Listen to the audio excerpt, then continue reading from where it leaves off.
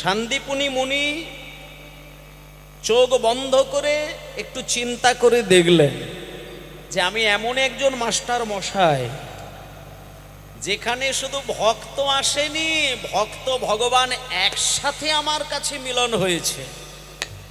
ও মায়েরা, শুধু ভগবানকে পেলে কিন্তু লাভ হবে না। একটা কথা ভাই মায়েদের বলে দিই, শুধুমাত্র ভগবানকে পেলেই যে আপনি মানে জীবন ধন্য করলেন তা কিন্তু নয়। ভগবানের সাথে ভক্তের কৃপাটা একটু থাকার দরকার। এই তো আর কটা দিন পরেই দোল পূর্ণিমা এসে যাচ্ছে। দোল পূর্ণিমার দিনে আমাদের গৌরাঙ্গ মহাপ্রভুর জন্ম হয়েছিল, সেখানে একসাথে আমরা ভক্ত ভগবানকে পেয়েছিলাম। আজকে শান্তিপুনি মুনির গৃহে এসে কৃষ্ণ শিক্ষা করলেন তীর বিদ্যা, ধনুর্বাণ বিদ্যা, আর সুদামা শিক্ষা করলেন বেদ পাঠ। এবার কৃষ্ণকে যখন প্রশ্ন করেছিল গুরুদেব যে হ্যারে কৃষ্ণ, তোর তো এই ছোট্ট শিশু বয়স, তুই আমার কাছে এসেছিস লেখাপড়া শেখার জন্য, কিন্তু তুই আমার কাছে দাঁড়িয়ে বলছিস আমি যুদ্ধ করতে চাই। ভগবান হয়ে কেউ যুদ্ধ করে নাকি? তখন কৃষ্ণ বলছেন গুরুদেব, আমি যুদ্ধ করব কেন জানেন? আমাকে অনেক অসুর মারতে হবে, রাক্ষসদের সঙ্গে লড়াই করতে হবে। আমাকে অগাসুর বধ করতে হবে, বকাসুর বধ করতে হবে, তিনাবত্রাসুর বধ করতে হবে, কালীয় দমন করতে হবে, পুতনা বধ করতে হবে। এই এত এত অসুরদেরকে, রাক্ষসদেরকে মারার জন্য আমার একটু যুদ্ধ শেখার প্রয়োজন আছে। তাই জন্য মায়েরা, শুধু ভক্ত হয়ে কান্নাকাটি করলে হবে না, মাঝে মধ্যে একটু যুদ্ধও কিন্তু করতে হয়। আমরা সব সময় বাঁশিওয়ালা ভগবানকেই পছন্দ করি, কিন্তু কেউ কোনোদিন কি এরকম করেছেন যে রাধারানীর পাশে কৃষ্ণকে বসিয়ে দিয়ে ওই কৃষ্ণের হাত থেকে বাঁশিটা সরিয়ে দিয়ে তাকে একটা ওই চক্র ধরিয়ে দেওয়ার? কেউ করেছেন? মন্দিরে যে রাধা কৃষ্ণের পুজো করেন সেই রাধারানীর পাশে যে কৃষ্ণ থাকেন তার হাতে বাঁশি ধরা থাকে। কিন্তু মায়েরা, কৃষ্ণ শুধু বাঁশি ধরেননি, তিনি মাঝে মধ্যে অস্ত্রও ধরেছিলেন, চক্রও ধরেছিলেন। সেটা কোথায়? কুরুক্ষেত্রের রণাঙ্গনে।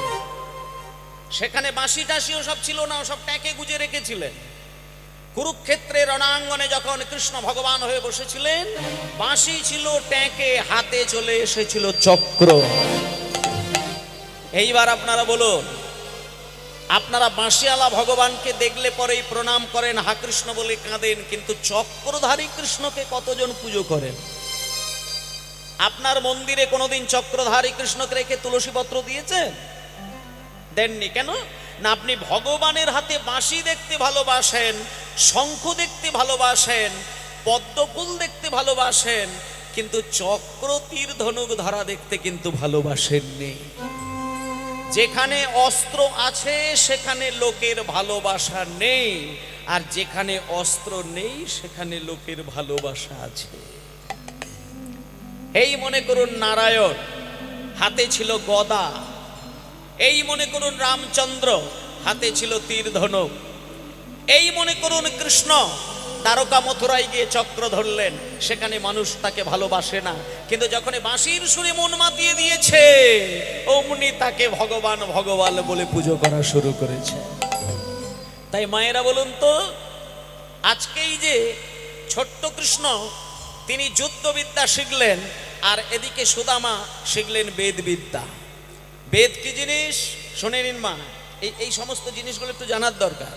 আমাদের হিন্দু সনাতন ধর্মের মূল গ্রন্থটি হলো বেদ। মূল গ্রন্থ হলো বেদ, আর বেদের আসল জায়গাটি হলো উপনিষদ।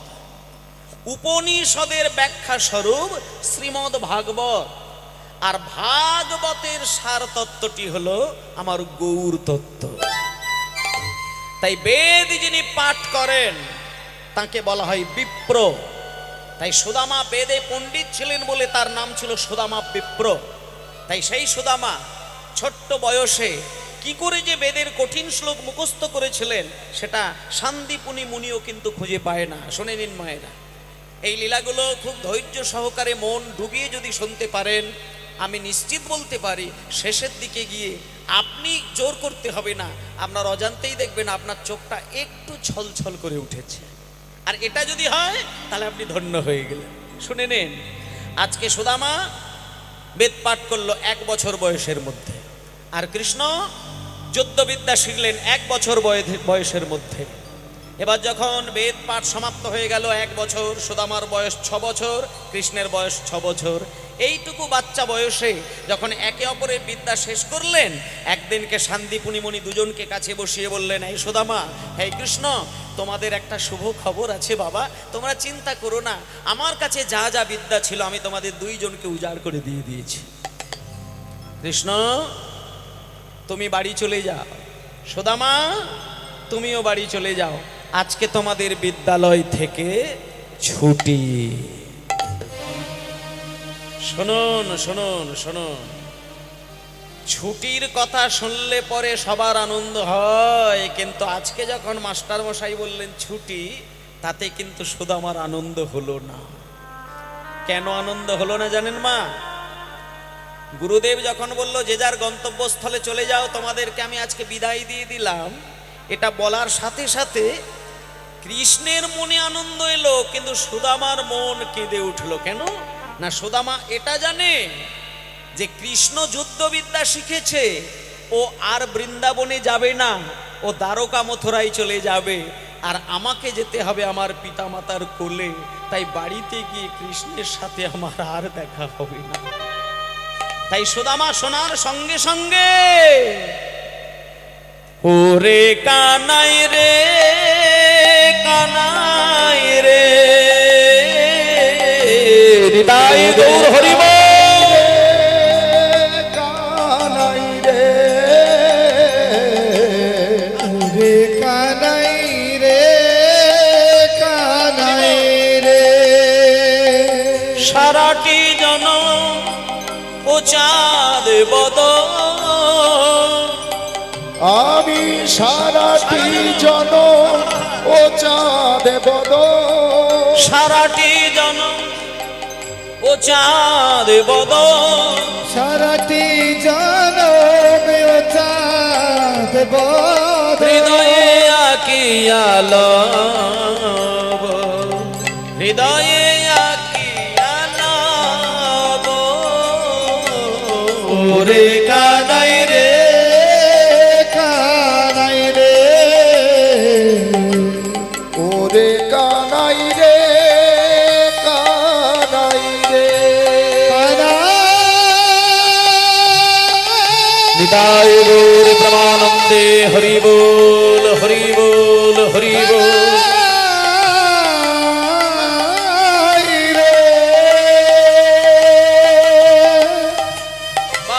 কানাই রে,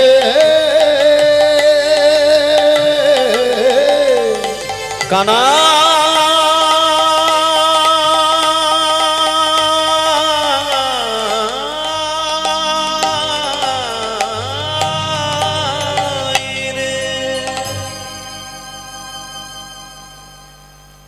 বাবা, সুদামার চোখ থেকে 2 ফোঁটা জল। এই যে মায়েদের বললাম না, মন্দির বানানোর টাকা যদি স্বামীর পকেটে থাকে, তাহলে স্বামীকে বলবেন ছোট্ট দেখে 5,000 টাকা দিয়ে একটা অন্তত মন্দির তৈরি করে দিতে। আর যদি স্বামীর রোজগার ততটুকুও না থাকে, দরকার নেই মন্দির করার। 3 দিকে 3টে তালপাতা ঘিরে দিয়ে শুধু একটা ছোট্ট দেখে 10টা টাকা দিয়ে ক্যালেন্ডার সাজাবে, আর এই সমস্ত লীলাগুলো আস্বাদন করে শুধু ব্যাকুল প্রাণে কাঁদতে কাঁদতে শুধু তার স্মরণ নেবেন, তাতেই দেখবেন আপনার সঙ্গে ভগবানের সাক্ষাৎ হয়ে যাবে। কারণ এখনো বৃন্দাবনে গেলে কৃষ্ণের সেই মধুর মিষ্টি বাঁশির সুর শোনা যায়। এখনো বৃন্দাবনে গিয়ে যদি চোখ বন্ধ করে একটু চিন্তা করা যায়, এখনো রাধারানীর নূপুরের ধ্বনি কিন্তু ছন্দে ছন্দে শোনা যায়। শুধু শোনার মতো কান, দেখার মতো নয়ন আমাদের নেই বলে আমরা ধরতে পারি না। তাই ওমা, তালপাতার ছোট্ট ঘরে একটা কাগজের মধ্যে ভগবানের মূর্তি স্থাপন করে সেইখানে বসে বসে সুদামার মতো যদি ব্যাকুল প্রাণে কাঁদতে কাঁদতে তার স্মরণ করে নেওয়া যায়, সেখানে ভক্ত তিনি প্রতিজ্ঞা করেছেন যে আমাকে ফল কুচিয়ে সেবা দিলে আমি খাই, ফল না দিতে পেরে পাতা দিয়ে সেবা দিলে আমি সেই পাতাও খাই, পাতাও দিতে না পেরে যদি দুফোঁটা নয়নের জলে আমাকে সেবা দেয়, আমি তার কাছে গিয়ে চিরকালের জন্য বিক্রি হয়ে যায়। এ হলো সেই ভগবান। তা সুদামা যখন দুফোঁটা নয়নের জল ফেলেছে মাটিতে, কৃষ্ণ ওখানেই দাঁড়িয়েছিলেন। সঙ্গে সঙ্গে কৃষ্ণ হাতটা বাড়িয়ে দিয়ে সুদামার চোখের জল দুটো মুছিয়ে দিলেন। সুদামা, কাঁদিস না রে, কাঁদিস না, কাঁদিস না, কাঁদিস না। তুই তো আমাকে জানিস, আমি তোর চোখে জল দেখলে আমি বুকে ব্যথা পাই। কাঁদিস না রে, কাঁদিস না, আমি তোকে কথা দিলাম, তুই আমার প্রাণের সখা, আমি তোর প্রাণের বন্ধু, তুই কাঁদিস না, আমি তোর চোখের জল মুছিয়ে দিয়ে কথা দিলাম, যদি কোনোদিন দুঃখ কষ্টের মধ্যে পড়িস, আমি গুরুদেবের কাছ থেকে এক্ষুনি বিদায় নিয়ে আমি যাব দ্বারকা মথুরায়, আর তুই চলে যা তোর মা বাবার কাছে। সংসারে থাকতে থাকতে জীবনে যদি কোনোদিন তোর দুঃখ নেমে আসে, আমার কাছে ছুটে গিয়ে যেতে হবে না, তুই সংসারে বসে শুধু কাঁদতে কাঁদতে আমার কথা স্মরণ নিবি। আমি কথা দিলাম, আমি তোর হৃদয় মাঝে এসে উদিত হব। সুদামা, কাঁদিস না, আমি যাই, আমি যাই। এই বলে কৃষ্ণ বেরিয়ে গেল, আর সুদামা দরজার সামনে দাঁড়িয়ে দাঁড়িয়ে পাগলের মতো কাঁদছে। সুদামা চলে গেল, কৃষ্ণ চলে গেল, কিন্তু সুদামা যাবে কি করে? সুদামা যে গুরুদেবের কাছ থেকে বিদ্যা বুদ্ধি নিয়ে পণ্ডিত হয়েছে, কিন্তু সুদামা চৈতন্য জেগেছে যে কোনো গুরুর কাছ থেকে যদি বিদ্যা অর্জন করা হয়, শেষের দিনে নাকি গুরুর চরণে দক্ষিণা দান করতে হয়। কিন্তু বাবা তো আমার কাছে টাকা পয়সা কিচ্ছু দিয়ে যায়নি, আর আর আমার গুরুদেব যে আজকেই ছুটি দিয়ে দেবে এটা তো বাবা মাও জানে না। আর আমি যদি এই মুহূর্তে বেরিয়ে যাই, আমি বিদ্যা বুদ্ধি অর্জন করে গুরুদেবের চরণে দক্ষিণা কি দেব? কিছুক্ষণ চিন্তা করার পরে সুদামা স্থির করে নিলেন, আজকে আমি গুরুর চরণ থেকে বিদায় নেবার আগে, আমি শুনেছি গুরুর চরণে দক্ষিণা না দিলে বিদ্যা বুদ্ধি কোনোদিন নাকি শুভ কাজে লাগে না। তাই আমি গুরুদেবের কাছ থেকে আজকে সকালবেলা বিদায় নেব, কিন্তু দক্ষিণা আমি দিয়ে তবে যাব। তবে দক্ষিণা হিসেবে টাকা পয়সা সোনা দানা গয়নাকাটি না, আমি আজকে গুরুদেবের দুটো চরণ ধরে গুরুকে দক্ষিণা স্বরূপ আমি যে প্রতিশ্রুতিবদ্ধ হব, সেটা অন্তত গুরু শুনে অন্তত চমকে উঠবেন। তা মায়েরা, আমরা তো গুরুকে খুশি করার জন্য টাকা দিই, পয়সা দিই, সোনা দানা দিই, কিন্তু দেখুন 6 বছরের ছেলে সুদামা গুরুর কাছ থেকে বিদায় নেবার সময় দক্ষিণাটা কি দিলেন সেটা একটু খেয়াল করে দেখুন। 6 বছরের ছেলে মানে কোলের বাচ্চা বলা যায়, কোলের বাচ্চা। তিনি যখন বিদায় নিচ্ছেন, গুরুর চরণ দুটো জড়িয়ে ধরে বলছেন, গুরুদেব, আপনি আমাকে বিদ্যা বুদ্ধি দিয়ে পণ্ডিত করলেন, আর আপনি আজকে আমাকে ছুটি দিলেন।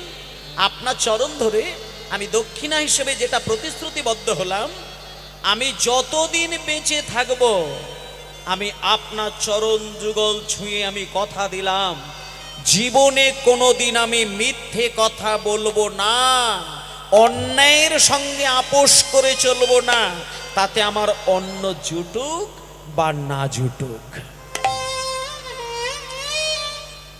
এত বড় কথা কে বলবে? মাগো, পকেটে টাকা থাকলে 10,000 টাকা দিয়ে গুরুকে প্রণাম করা খুব সহজ। 1000 কোটি টাকার মালিক হলে 1 লক্ষ টাকা দিয়ে প্রণাম করা খুবই সহজ। কিন্তু জীবনে কোনোদিন মিথ্যে কথা বলবো না, অন্যায়ের সঙ্গে আপোষ করব না, এই এত বড় প্রতিজ্ঞা কে করবে?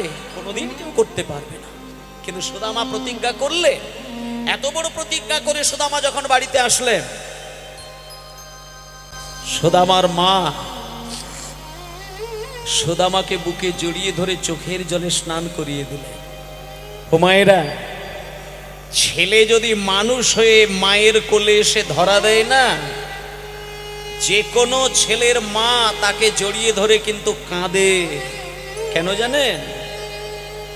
কোনো বাচ্চা ছেলে ছুটে এসে মায়ের কোলে ঝাপটে পড়ে যদি মায়ের গলাটা জড়িয়ে ধরে বলে, মা, ও মা, আমি স্কুলে গেছিলাম, আমি ভালো রেজাল্ট করেছি, আমার এই নম্বর হয়েছে, আমি সবার থেকে সেরা নম্বর পেয়েছি, এইরকম ছেলে যদি ছুটে গিয়ে তার বাবাকে শোনায় বা মাকে শোনায়, দেখবেন মা তাকে জড়িয়ে ধরে কাঁদতে থাকে, পাগলের মতো কাঁদতে থাকে। কারণ কোনো বাবা, কোনো মা যদি তার নিজের জন্ম দেওয়া ছেলে মানুষ হয়, আনন্দে ছেলেকে বুকে জড়িয়ে ধরে চোখের জলে তাকে স্নান করিয়ে দেয়। এটা দুঃখের কান্না নয়, এটা একান্তভাবে পরমানন্দের কান্না।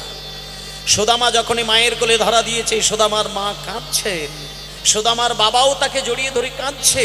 দেখতে দেখতে কটা দিন গেল, একদিন সুদামার বিবাহের ব্যবস্থা করলেন।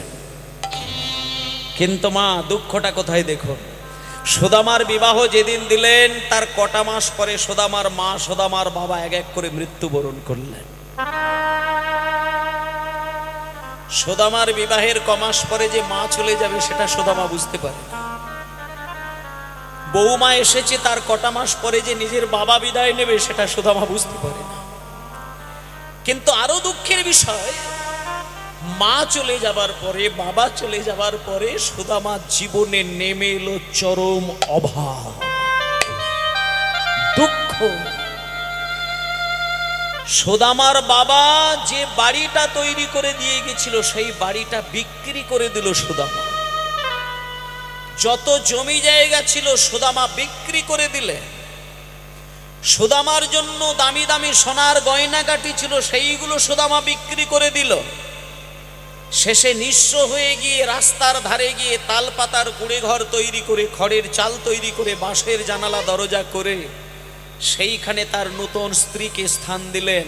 সুদামা স্ত্রীর নাম হলো কুচেলা দেবী।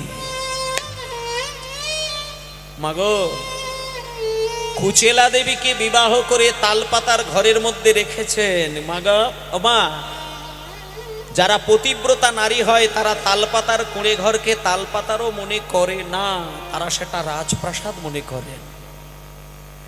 দেখতে দেখতে যখন কটা মাস কেটে যায়, একদিনকে সুদামার স্ত্রী নিজে থেকেই সুদামার পা দুটো জড়িয়ে ধরে বলছে, স্বামী, স্বামী, আমি কয়েকটা দিন আপনার মুখের দিকে, চোখের দিকে বারবার তাকিয়ে তাকিয়ে দেখছি, আপনি বোধহয় আমার জন্য খুব চিন্তায় আছেন। তবে স্বামী, একটা কথা বলি, আপনি কি চিন্তা করেন সেটাও আমি বুঝতে পারছি। বাড়ি গাড়ি চলে গেছে, সোনাদানা চলে গেছে, ভিখারি হয়ে গেছি, তো তালপাতার কুঁড়ে ঘরে আছি বলে বোধহয় আপনি কষ্ট পাচ্ছেন, তাই না স্বামী? একটা কথা বলি স্বামী, আপনি যদি আমাকে ভালোবাসা দেন, স্বামীর পবিত্র ভালোবাসা যদি আমি পাই, আমি এই কুঁড়ে ঘরকে আমি আমার রাজপ্রাসাদ বলে মনে করব। স্বামী, আপনি কিছু মনে করবেন না। আপনি যা খাবেন আমি তাই খাবো, আপনি যে ঘরে থাকবেন আমি সেই ঘরেই থাকবো। এই বলে মা, বুদ্ধিমতী কুচেলা, পতিব্রতা নারী কুচেলা স্বামীর ভালোবাসায় স্বামীকে স্বামী দেবতা জ্ঞানে দেখেন।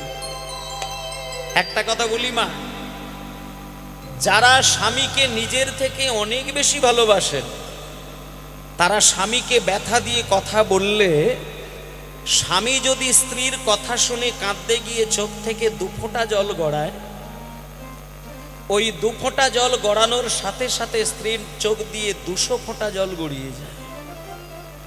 এটা হলো ভালোবাসার প্রতিদান। কুচেলা দেবী স্বামীকে যা ভালোবাসে, তার থেকে নিজেকে অতটা ভালোবাসে না। কোনোদিন স্বামীর চোখে চোখ রেখে কথাই বলে না, কোনোদিন বাজে ভাষায় কোনোদিন কথা বলে না। কোনোদিন ফ্যান খায়, শুকনো মুড়ি খায়, পান্তা ভাত খায়, তাতেও কোনো দুঃখ করে না। কিন্তু আজকে কুচেলা দেবী স্বামীকে একটু রেগে গিয়ে কথা বললেন। রেগে গেলেন। একদিনকে সকাল বেলায় স্নান টান সেরে এসে মন্দিরে যাবে, এমন সময় কুচেলা দেবীর মাথাটা একটু গরম হয়ে গেল।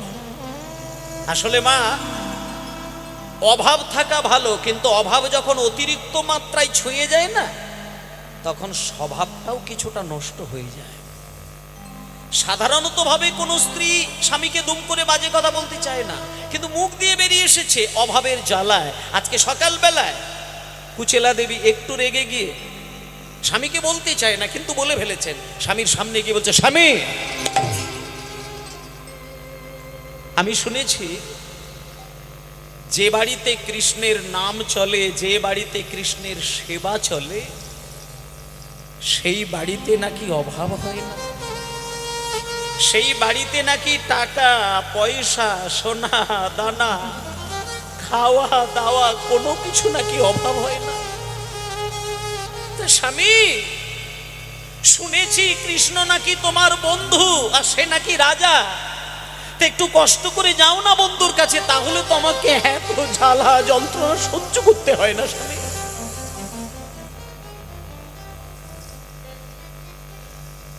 সঙ্গে সঙ্গে সুদামা কুচেলার দিকে তাকিয়ে বলল, কুচেলা, কি বলছো? তুমি কি বলছো? কুচেলা, ছোট্টবেলায় আমার মা আমাকে সোনা দানা গয়না কাটি দিয়ে আমাকে সাজিয়ে গুছিয়ে কৃষ্ণের কাছে পাঠিয়ে দিত, আর আমি আমার ভাই কানাইয়ের মুখের এঁঠো খেতে গিয়ে আমার গয়নাগুলো তাকে দিয়ে দিতাম। আর আজকে আমি অভাবের জ্বালাই পড়ে আমার সেই ভালোবাসার সখা কানাইকে আমি গিয়ে হাত বাড়িয়ে টাকা চাইব? কুচেলা, এ তুমি কি বলছো? আমি খেতে না পেয়ে মরে গেলে আমার ভাই কানাইকে কিচ্ছু বলবো না।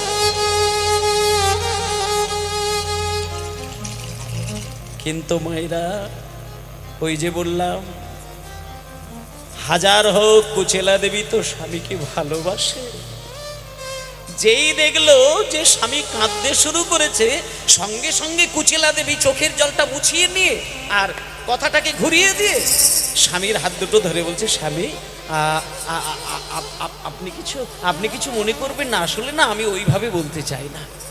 আসলে আমি বলতে চাইছিলাম কি, আপনি অনেকদিন আপনার ভাই কানাইকে দেখেননি, আপনার মনটা খুব মানে চঞ্চল হয়ে উঠেছে।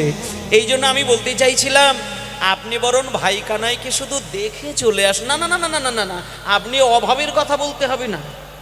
আপনার ঘরে যে টাকা পয়সা নেই, আপনি যে বাবার জমি জায়গা বিক্রি করে দিয়েছেন, আমাকে যে তালপাতার ঘরের মধ্যে রেখে দিয়েছেন, আমি যে ফ্যান মুড়ি খেয়ে দিন কাটাই, এসব বলতে হবে না স্বামী। আপনার ভাই কানাই যদি জিজ্ঞেস করে, আপনি বলবেন আমরা খুব সুখে আছি, খুব শান্তিতে আছি, খুব ভালো আছি। স্বামী, সংসারে যদি শান্তি থাকে, টাকা পয়সার অভাব কিচ্ছু এসে যাবে, কিচ্ছু এসে যাবে। আপনি যান। কুচেলা, তুমি ঠিক বলেছ। এই এতক্ষণে যে কথাটি বললে, তুমি ঠিক কথা বললে। আমি এই কয়েকটা দিন কেন জানি না, মাঝ রাত্রিতে আমার ভাই কানাইয়ের কথা মনে করে গিয়ে বুকের ভেতরটা যেন খা খা করে ওঠে। কবে যাবেন স্বামী? যাবো তো, কিন্তু আবার কিন্তু কি, আপনি চলে যান। কুচেলা, প্রত্যেক দিন কোনো আত্মীয় যদি কোনো আত্মীয়ের বাড়িতে যায়, কোনো কিছু নিয়ে না গেলেও কিচ্ছু এসে যায় না। কিন্তু 10 বছর ছাড়া, 20 বছরও ছাড়া যদি কোনো আত্মীয় বাড়িতে যায়, হাতে করে যদি কোনো কিছু না নিয়ে যায়, ভদ্রতা থাকে কি? কুচেলা, আমার তো টাকা পয়সা কিচ্ছু নেই।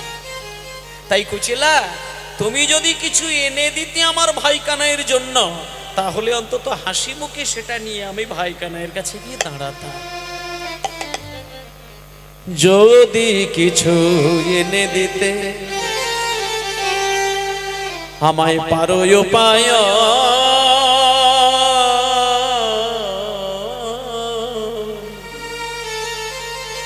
মায়েরা দেখুন, উপায়ন মানে উপহার।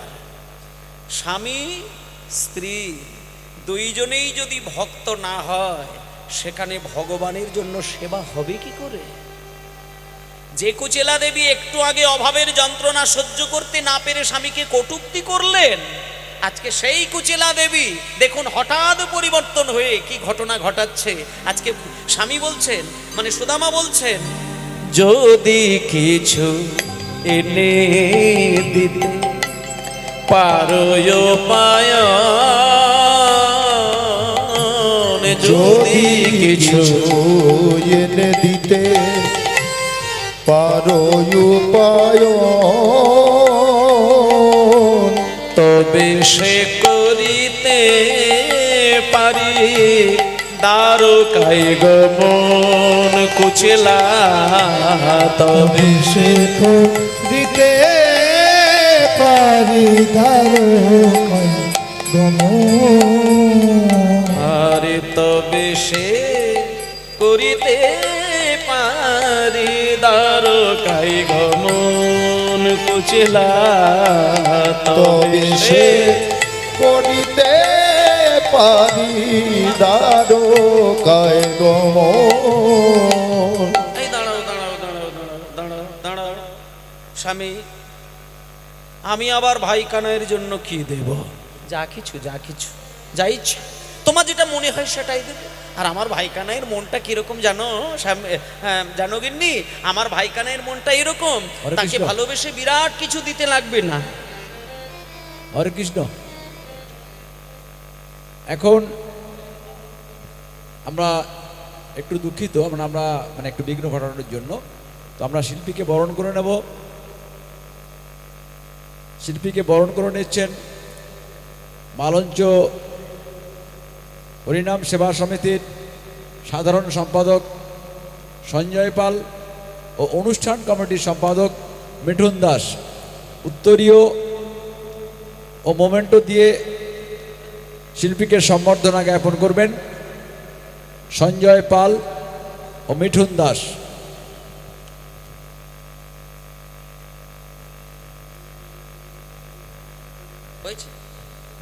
নিতাই গৌর হরিবল, গৌর হরিবল।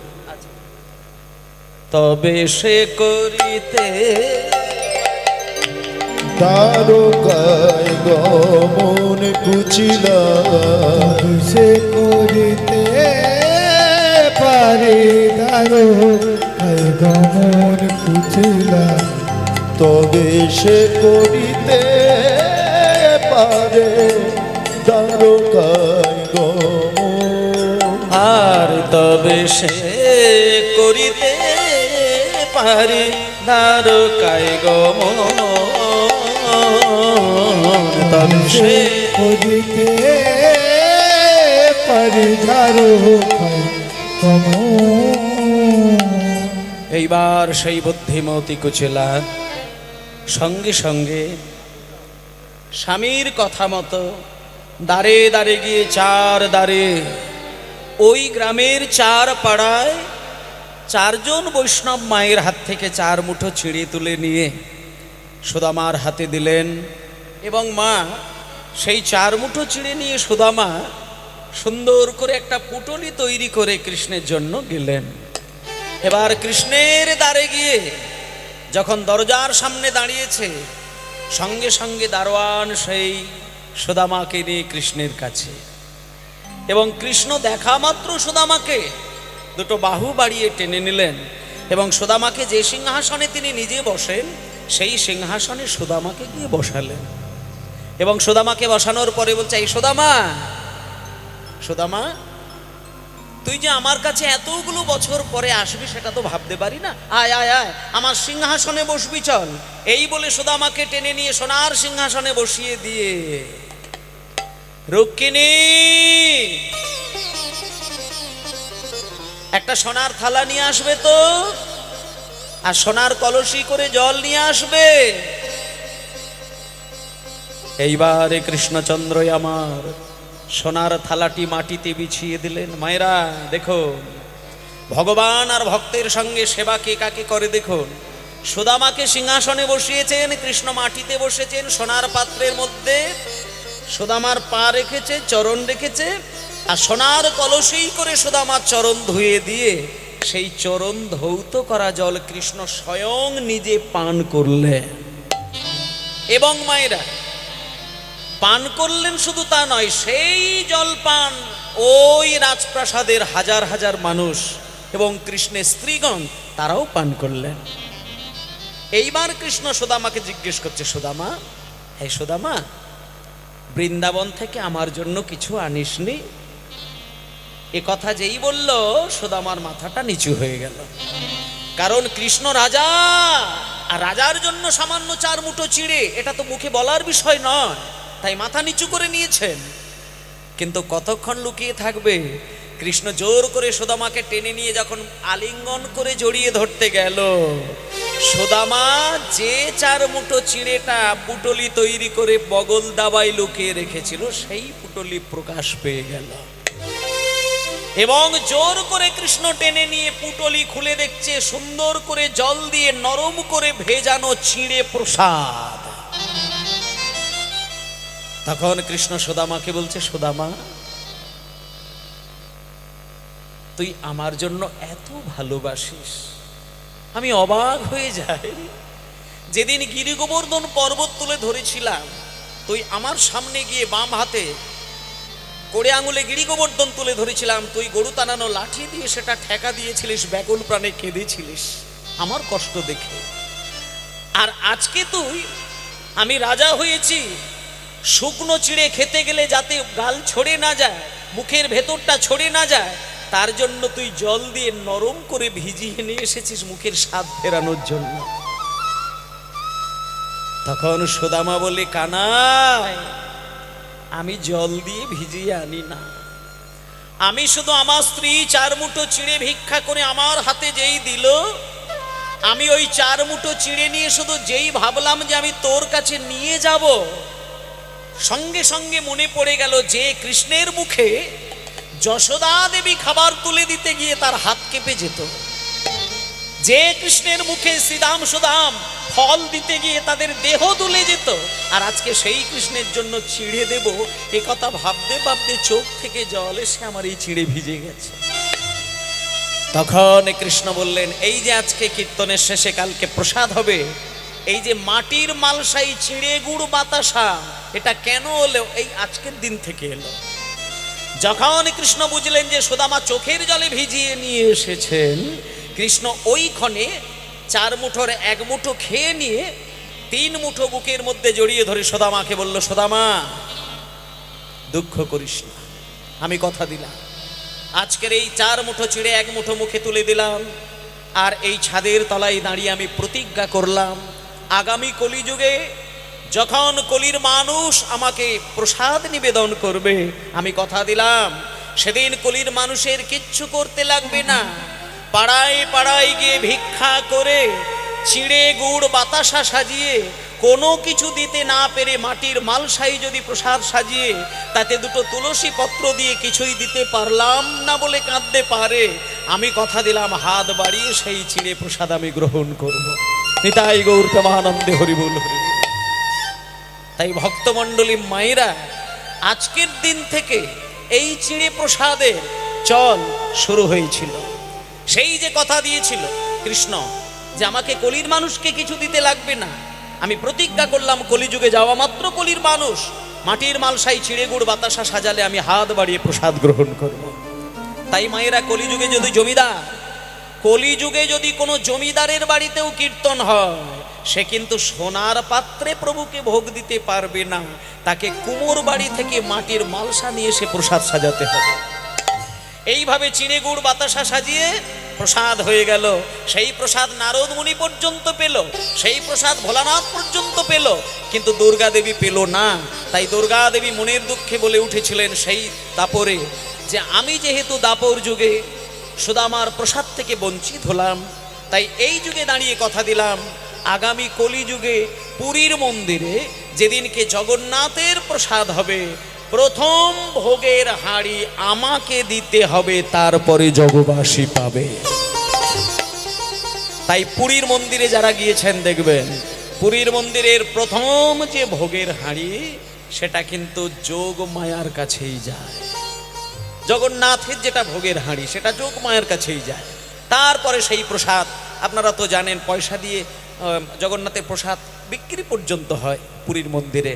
আর পুরীর মন্দির এমন একটি মন্দির যেখানে সারা পৃথিবীতে একাদশীর দিনে চাল ফুটিয়ে অন্ন হয় না, কিন্তু একটা মাত্র ধাম যেখানে পুরীর মন্দির, যেখানে একাদশীর দিনেও অন্ন প্রসাদ হয়, যেটা অন্য কোথাও হয় না।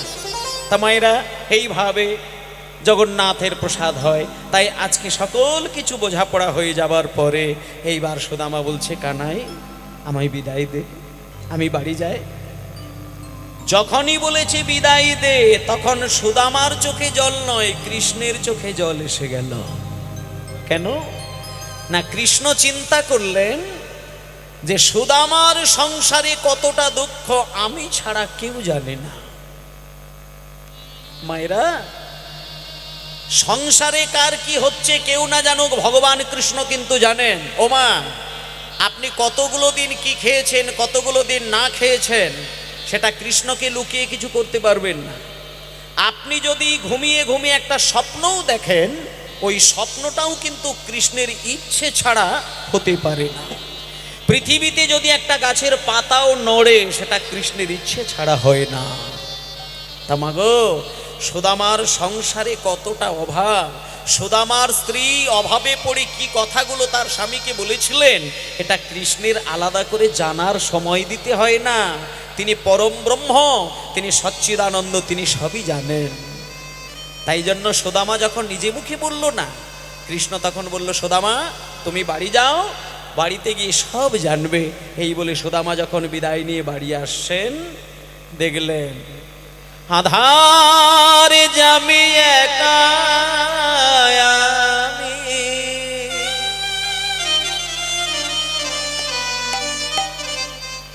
খুঁজি গো তোমায়, হাত ধরে পার করে নিও গো আমায়। আধার যাবি একা আমি, খুঁজি গো তোমায়, হাত ধরে পার করে নিও গো আমায়। দয়াল হাত ধরে পার করে নিও গো আমায়। হরি হরি বল।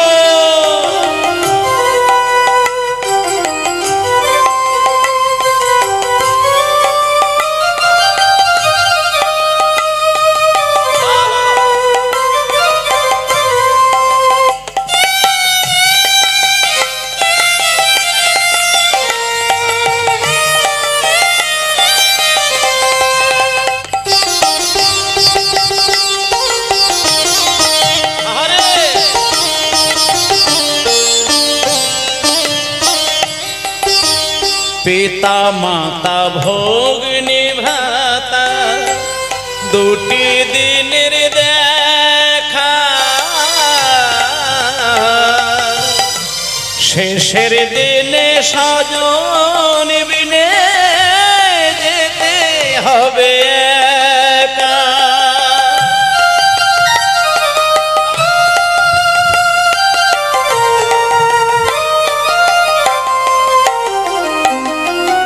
আরে পিতা মাতা ভগ্নে ভাতা, দুটি দিনের দেখা, শেষের দিনে স্বজন বিনে যেতে হবে একা।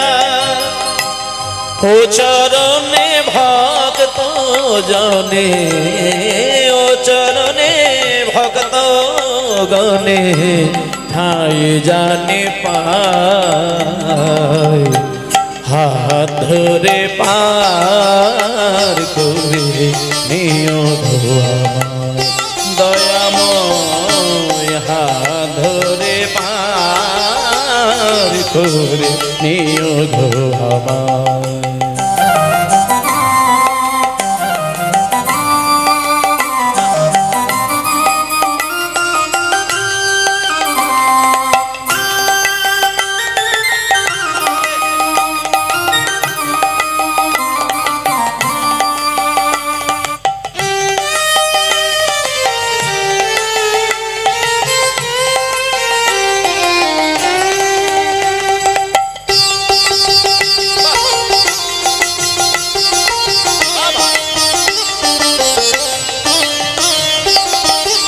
রাধার মন মদন মহন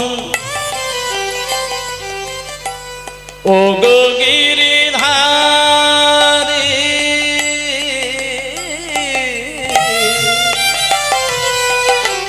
হরা বংশীধ্বনি শুনি গো তোমারি। রাধার মন মদন মহন ও গো গিরিধারী, অহরহ বংশীধ্বনি শুনি গো তোমারি। অভাজনে তুমি বিনে, অভাজনে আর অভাজনে তুমি বিনে তরাবে কে হাত ধরে পার করে। হরি হরি হরি বল। আধার যাবি একা আমি খোঁজি গো তোমায়, হাত ধরে পার করে নিও গো আমায়। দয়াল হাত ধরে পার করে নিও গো আমায়। দয়াল হাত ধরে পার করে নিও গো আমায়। নিতাই গৌর প্রেমানন্দে হরি বল, হরি বল, হরি বল।